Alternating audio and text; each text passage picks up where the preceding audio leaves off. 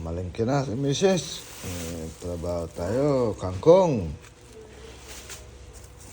Ba to? Talong, sitaw. Oo, kareklama ng mahal naman daw. Ito. Saging. Mga dol. 66 daw. Ano tayo mabubuhay sa Pilipinas nito? Balik na ulit tayo sa ibang bansa, mga lodi.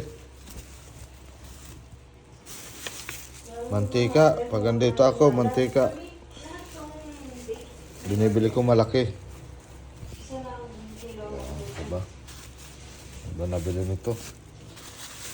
Oh, pritong isda, pamprito. Buto-buto.